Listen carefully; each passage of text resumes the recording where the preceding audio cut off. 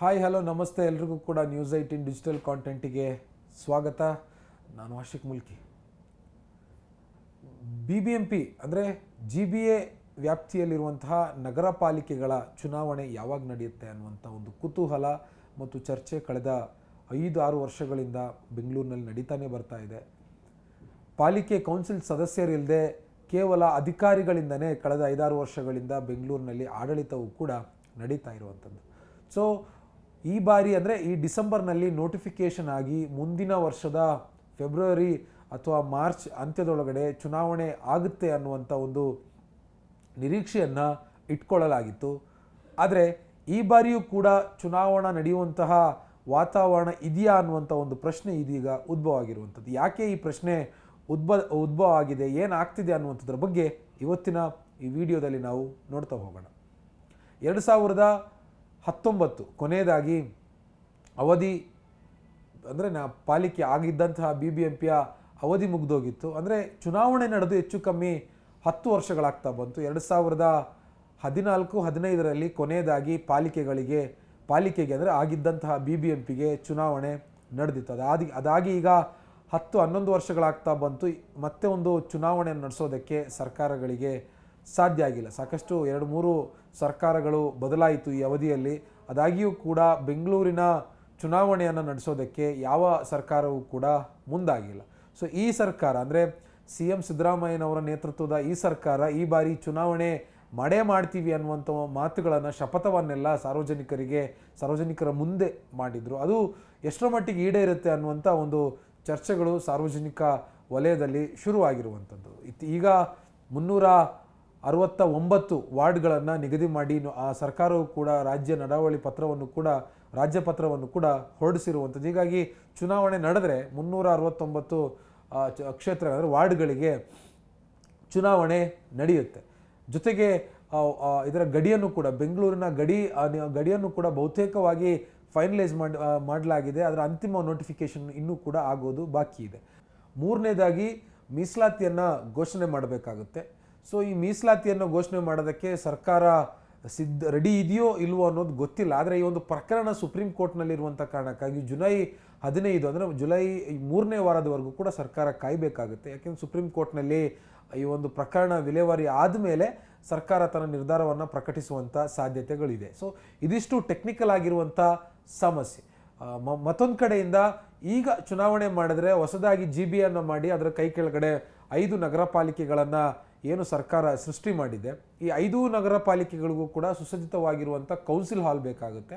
ಅಲ್ಲಿ ಸದಸ್ಯರು ಬಂದು ಕೂರಬೇಕಾಗುತ್ತೆ. ಶಾಸಕರು, ಸಂಸದರು, ಜೊತೆಗೆ ನಾಮನಿರ್ದೇಶಿತ ಸದಸ್ಯರಿಗೆ, ಅಧಿಕಾರಿಗಳಿಗೆ ಎಲ್ಲರಿಗೂ ಕೂಡ ಸಭೆಯನ್ನು ಮಾಡೋದಕ್ಕೆ, ಮೀಟಿಂಗನ್ನು ಮಾಡೋದಕ್ಕೆ ಒಂದು ವ್ಯವಸ್ಥಿತವಾಗಿರುವಂಥ ಒಂದು ಹಾಲ್ ಬೇಕಾಗುತ್ತೆ. ಹಾಲ್ ಇನ್ನೂ ಕೂಡ ನಿಗದಿಯಾಗಿಲ್ಲ. ಹೀಗಾಗಿ ಈಗಲೇ ಚುನಾವಣೆ ಮಾಡಿದ್ರೆ ಸಾಕಷ್ಟು ತಾಂತ್ರಿಕ ಅಂದರೆ ಟೆಕ್ನಿಕಲ್ ಸಮಸ್ಯೆಗಳನ್ನು GBA ಎದುರಿಸಬೇಕಾಗುತ್ತೆ ಅನ್ನುವಂಥದ್ದು ವಾಸ್ತವ ಚಿತ್ರಣ. ಅಷ್ಟಾಗಿಯೂ ಕೂಡ ಇದನ್ನು ಮುಂದಕ್ಕೆ ಅಂದರೆ ಪರ್ಯಾಯವಾಗಿ ಸದ್ಯಕ್ಕೆ ವ್ಯವಸ್ಥೆಯನ್ನು ಮಾಡ್ತಾ ಚುನಾವಣೆಯನ್ನು ನಡೆಸಿ ಬೇಕಾಗಿರುವಂಥ ಆಡಳಿತ ವ್ಯವಸ್ಥೆಯನ್ನು ಜನರಿಗೆ ಕೊಡೋದಕ್ಕೆ ಸರ್ಕಾರ ಮನಸ್ಸು ಮಾಡಬಹುದು. ಸಾಕಷ್ಟು ಬಾರಿ ಈ ರೀತಿಯಾಗಿರುವಂಥ ಸಮಸ್ಯೆಗಳೆದುರಾದಾಗ ಇಂಥ ಪರ್ಯಾಯ ಮಾರ್ಗಗಳನ್ನು ಹುಡುಕಿ ಅದನ್ನು ಬಗೆಹರಿಸಿರುವಂಥ ಉದಾಹರಣೆ ಸರ್ಕಾರ ಮತ್ತು ಗ್ರೇಟರ್ ಬೆಂಗಳೂರು ಅಂದರೆ ಆಗಿದ್ದಂಥ BBMP ಅವರೇ ಅಧಿಕಾರಿಗಳಿರುವಂಥದ್ದು GBಯಲ್ಲಿ. ಹೀಗಾಗಿ GBAಗೆ ಇದೆ ಅನ್ನುವಂಥದ್ದನ್ನು ನಾವು ಸ್ಪಷ್ಟವಾಗಿ ಹೇಳಬಹುದು. ಇಷ್ಟೆಲ್ಲ ಟೆಕ್ನಿಕಲ್ ಸಮಸ್ಯೆಗಳ ನಡುವೆಯೂ ಕೂಡ ಈ ಒಂದು ವಿಚಾರದ ಕಾರಣಕ್ಕೆ ನಗರ ಪಾಲಿಕೆ ಚುನಾವಣೆಗಳು ನಡೆಯೋದು ಬಹಳ ಅನುಮಾನ ಅನ್ನುವಂಥದ್ದು ಈಗ ರಾಜಕೀಯದಲ್ಲಿ ನಡೀತಾ ಇರುವಂಥ ಬಿಸಿ ಚರ್ಚೆ.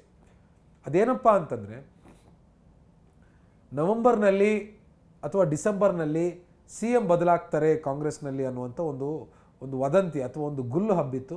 ಅದು ಎಷ್ಟರ ಮಟ್ಟಿಗೆ ನಿಜ, ಎಷ್ಟರ ಮಟ್ಟಿಗೆ ಸತ್ಯ, ನಿಜವಾಗ್ಲೂ CM ಸಿದ್ದರಾಮಯ್ಯ ಅವರು ಬದಲಾಗಿ DK ಶಿವಕುಮಾರ್ ಅವರು CM ಆಗ್ತಾರಾ ಅನ್ನುವಂಥದ್ದೆಲ್ಲ ಭಾಳ ಗೌಪ್ಯವಾಗಿರುವಂಥ ಸಂಗತಿ. ಕಾಂಗ್ರೆಸ್ ರಾಜ್ಯ ಮತ್ತು ಹೈಕಮಾಂಡ್ ನಡುವೆ ನಡೀತಾ ಇರುವಂಥ ಚರ್ಚೆ. ಬಲ್ಲ ಮೂಲಗಳು ಹೇಳುವಂಥ ಪ್ರಕಾರ ಮುಂದಿನ ಜನವರಿಗೆ CM DK ಶಿವಕುಮಾರ್ ಅವರಿಗೆ CM ಸಿದ್ದರಾಮಯ್ಯ ಅವರು ಜಾಗ ಕೊಡಲೇಬೇಕು ಅನ್ನುವಂಥ ಚರ್ಚೆಗಳು ನಡೀತಾ ಇರುವಂಥದ್ದು. ಸೊ ಹೀಗಾಗಿ ಇವರ ಈ ಕುರ್ಚಿ ಕಾದಾಟದಲ್ಲಿ BBMP ಅಂದರೆ ನಗರ ಪಾಲಿಕೆ ಚುನಾವಣೆ ನಡೆಯಲ್ಲ ಅನ್ನುವಂಥ ಒಂದು ಆತಂಕ ಟಿಕೆಟ್ ಆಕಾಂಕ್ಷಿಗಳಿಗೆ ಇರುವಂಥದ್ದು. ಕಳೆದ 5-6 ವರ್ಷಗಳಿಂದ ಪುರಪಿತೃಗಳಿಲ್ಲದೆ ಬೆಂಗಳೂರಿನಲ್ಲಿ ಆಡಳಿತವನ್ನು ನಗರ ಪಾಲಿಕೆಗಳಂದರೆ GBA BBMP ನಡೆಸ್ತಾ ಬಂದಿದೆ. ಸೊ ಹೀಗಾಗಿ ಈ ಬಾರಿಯೂ ಕೂಡ ಚುನಾವಣೆ ನಡೆದಿಲ್ಲ ಅಂದರೆ 2026ರಲ್ಲೂ ಕೂಡ ಚುನಾವಣೆ ನಡೆದಿಲ್ಲ ಅಂತಂದರೆ ಇನ್ನು ಯಾವಾಗ ನಡೆಯುತ್ತೆ? ಅಷ್ಟೊತ್ತಿಗೆ 6-7 ವರ್ಷಗಳಾಗೋಗುತ್ತೆ. ಇಡೀ ಜಾಗತಿಕವಾಗಿ ಬೆಂಗಳೂರಿನಂತಹ ಒಂದು ಮಹಾನಗರವನ್ನು ಜನಪ್ರತಿನಿಧಿಗಳಿಲ್ಲದೆ ಆಡಳಿತವನ್ನು ನಡೆಸೋದು ಭಾಳ ಕಷ್ಟ. ಮತ್ತು ಅದು ಸಂವಿಧಾನಿಕ ಕಾನೂನುಗಳ ವಿರುದ್ಧವೂ ಕೂಡ ಹಂಗೆ ನಡೆಸಬಾರ್ದು. 6 ತಿಂಗಳಿಗಿಂತ ಹೆಚ್ಚಿನ ಅವಧಿ ಜನಪ್ರತಿನಿಧಿಗಳಿಲ್ಲದೆ ಆಡಳಿತ ನಡೀಬಾರ್ದು ಸ್ಥಳೀಯ ಸಂಸ್ಥೆಗಳದ್ದು. ಆದರೆ ಇಲ್ಲಿ ಪಾಲಿಕೆ ಚುನಾವಣೆ ನಡೆದು 5-6 ವರ್ಷಗಳಾಗೋಗಿದೆ, ಇನ್ನೂ ಕೂಡ ಚುನಾವಣೆ ನಡೆದಿಲ್ಲ. ಇವರು ಎಲ್ಲ ಟೆಕ್ನಿಕಲ್ ಸಮಸ್ಯೆಗಳನ್ನು ಬಗೆಹರಿಸಿ ಆದಷ್ಟು ಬೇಗ ಚುನಾವಣೆಯನ್ನು ಮಾಡಬೇಕು ಅನ್ನುವಂಥದ್ದು ಸಾರ್ವಜನಿಕರು, ಎಲ್ಲ ಪಕ್ಷಗಳು, ಅದು ಕಾಂಗ್ರೆಸ್ ಇರ್ಬೋದು, BJP, JDS, AP, SDP ಅಥವಾ ಎಲ್ಲ ಸಣ್ಣ ಪುಟ್ಟ ಪಕ್ಷಗಳ ಒಂದು ಆಸಕ್ತಿಯು ಕೂಡ ಅವರ ಒಂದು ಆಕಾಂಕ್ಷೆಯು ಕೂಡ ಅದೇ ಆಗಿರುವಂಥದ್ದು. ಆದಷ್ಟು ಬೇಗ ನಗರ ಪಾಲಿಕೆ ಚುನಾವಣೆಯನ್ನು ಮಾಡಬೇಕು ಅನ್ನುವಂಥದ್ದು. ಆದರೆ ಇವರ ಈ ಕುರ್ಚಿ ಕಾದಾಟದಲ್ಲಿ ಈ ವರ್ಷವೂ ಕೂಡ ಚುನಾವಣೆ ನಡೆಯೋದು ಭಾಳ ಅನುಮಾನ ಅನ್ನುವಂಥ ಒಂದು ವಾತಾವರಣ ಸೃಷ್ಟಿಯಾಗಿರುವಂಥದ್ದು. ಈ ನವೆಂಬರ್ನಲ್ಲಿ ಬದಲಾವಣೆ ವಿಚಾರ, ಅದು ನವೆಂಬರ್ ಕ್ರಾಂತಿ ಆಯಿತು, ಆಮೇಲೆ ಡಿಸೆಂಬರ್ ಕ್ರಾಂತಿ ಆಯಿತು, ಈಗ ಜನವರಿ ಜಪ ಮಾಡ್ತಾ ಇರುವಂಥದ್ದು. ಜನವರಿಗೆ ದಿನಾಂಕ ಮುಂದಕ್ಕೆ ಹೋಗಿದೆ. ಹೀಗಾಗಿ ಜನವರಿಯಲ್ಲಿ CM ಬದಲಾವಣೆ ಆಗ್ತಾರೆ ಅನ್ನುವಂಥದ್ದು DCM DK ಶಿವಕುಮಾರ್ ಅವರ ಬಣದ ಮಾತು. ಆದರೆ ಇನ್ನೂ ಕೂಡ ಯಾವುದೇ ರೀತಿಯಾಗಿರುವಂಥ ಸ್ಪಷ್ಟ ನಿಲುವನ್ನು ಹೈಕಮಾಂಡ್ ಅವರು ತೆಗೆದುಕೊಂಡಿಲ್ಲ ಅನ್ನುವಂಥದ್ದು CM ಸಿದ್ದರಾಮಯ್ಯನವರ ಆಪ್ತರ ಮಾತು. ಹೀಗಾಗಿ ಇವರ ಇಬ್ಬರ ಈ ಕಿತ್ತಾಟದಲ್ಲಿ ಮತ್ತೆ ಬೆಂಗಳೂರು ಬಡವಾಗುತ್ತೆ.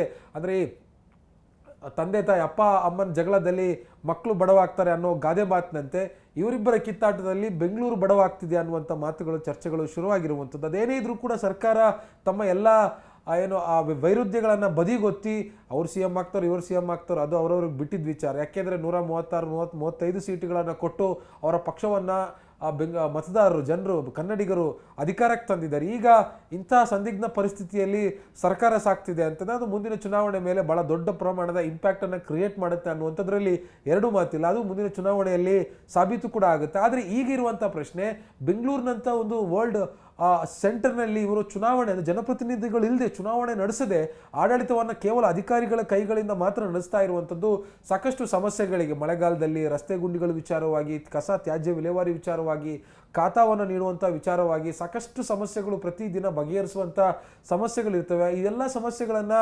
ಹೇಳ್ಕೊಳ್ಳೋದಕ್ಕೆ ಜನರಿಗೂ ಕೂಡ ಒಂದು ವೇದಿಕೆ ಇಲ್ಲ. ಹೀಗಾಗಿ ಅಧಿಕಾರಿಗಳು ಬಳಿ ಹೋದರೆ ಅಧಿಕಾರಿಗಳು ನಿರ್ಲಕ್ಷ್ಯ ಮಾಡ್ತಾರೆ, ಮೀನಾಮೇಷ ಮಾಡ್ತಾರೆ ಅನ್ನುವಂಥ ಸಾಕಷ್ಟು ದೂರುಗಳು ಪ್ರತಿದಿನ ನಮ್ಮ ಕಿವಿಗೆ, ನಮ್ಮ ಕೈಗೆ ಬರುತ್ತೆ. ಸೊ ಹೀಗಾಗಿ ಜನಪ್ರತಿನಿಧಿಗಳಿಲ್ಲದೆ ಅವ್ರಿಗೂ ಕೂಡ ಒಂದು ಭಯ ಇರುತ್ತೆ, ಮುಂದಿನ ಚುನಾವಣೆಯಲ್ಲಿ ನಾವು ಗೆಲ್ಲಬೇಕು ಅಂತಂದರೆ ಸಾರ್ವಜನಿಕರ ಕೆಲಸ ಕಾರ್ಯಗಳನ್ನು ನಾವು ಮಾಡಿಕೊಡ್ಬೇಕಾಗುತ್ತೆ ಅಂತ. ಸೊ ಹೀಗಾಗಿ ಜನಪ್ರತಿನಿಧಿಗಳಿಲ್ಲದೆ ಜನಸಾಮಾನ್ಯರ ಕೆಲಸಗಳು ಬೇಗ ಸುಗಮವಾಗಿ ಸುಲಲಿತವಾಗಿ ನಡೆಯೋದಕ್ಕೆ ಒಂದು ಅವಕಾಶ ಇರುತ್ತೆ. ಆದರೆ ಈಗ ಜನಪ್ರತಿನಿಧಿಗಳು ಇಲ್ಲದೆ ಇರುವಂಥ ಕಾರಣಕ್ಕಾಗಿ ಕೆಲಸ ಕಾರ್ಯಗಳು ನಡೀತಾ ಇಲ್ಲ ಅನ್ನುವಂಥದ್ದು ಬಹಳ ಸ್ಪಷ್ಟ. ಇದ್ರೂ ಕೂಡ ಅಧಿಕಾರಿಗಳ ಲಂಚಬಾಕತನ, ಭ್ರಷ್ಟಾಚಾರಕ್ಕೆ ಇಡೀ ನಗರ ಪಾಲಿಕೆಗಳು ಸೊರಗೋಗ್ತಾ ಇದೆ. ಇನ್ನೂ ಕೂಡ ಲಾಂಚ್ ಆಗಿ ಅಂದರೆ ಅಸ್ತಿತ್ವಕ್ಕೆ ಬಂದು 1 ವರ್ಷನೂ ಕೂಡ ಪೂರೈಕೆ ಆಗಿಲ್ಲ GBA. ಇಷ್ಟು ಅದರ ಅವಧಿಯಲ್ಲೇ ಅಧಿಕಾರಿಗಳ ದರ್ಪ, ದೌಲತ್ತು, ದುರಾಂಕಾರ ಯಾವ ರೀತಿಯಾಗಿದೆ ಅನ್ನುವಂಥದ್ದು ಬೆಂಗಳೂರಿನಲ್ಲಿ ಪ್ರತಿದಿನ ನಾವು ಸುದ್ದಿ ಮಾಡ್ತಾ ಇದ್ದೀವಿ, ಪ್ರತಿದಿನ ನಾವು ಕೇಳ್ತಾ ಇದ್ದೀವಿ. ಸೊ ಹೀಗಾಗಿ ಸರ್ಕಾರ ತಮ್ಮ ಎಲ್ಲ ವೈರುಧ್ಯಗಳನ್ನು ಬದಿಗಿಟ್ಟು ನಗರ ಪಾಲಿಕೆ, GB ವ್ಯಾಪ್ತಿಯ ನಗರ ಪಾಲಿಕೆ ಚುನಾವಣೆಗಳನ್ನು ಆದಷ್ಟು ಬೇಗ ನಡೆಸಬೇಕು ಅನ್ನುವಂಥದ್ದು ನಮ್ಮದು ಮತ್ತು ಸಾರ್ವಜನಿಕರ ಆಶಯ. ನಿರ್ಭೀತ, ನಿಷ್ಪಕ್ಷಪಾತ, ವಿಶ್ವಾಸಾರ್ಹ ಸುದ್ದಿಗಳಿಗೆ ಮತ್ತೊಂದು ಹೆಸರಾಗಿರೋ News18 ಕನ್ನಡ ಈಗ ಆಪ್ನಲ್ಲೂ ಲಭ್ಯ ಇದೆ. ದಯವಿಟ್ಟು ಇಲ್ಲಿರೋ QR ಕೋಡ್ ಅನ್ನು ಸ್ಕ್ಯಾನ್ ಮಾಡಿಕೊಂಡು ಆಪ್ ಡೌನ್ಲೋಡ್ ಮಾಡೋದಕ್ಕೆ ಮರಿಬೇಡಿ. ನಿಮ್ಮ ಬೆಂಬಲ ಹೀಗೆ ಸದಾ ನಮ್ಮೊಂದಿಗಿರಲಿ. ಧನ್ಯವಾದ.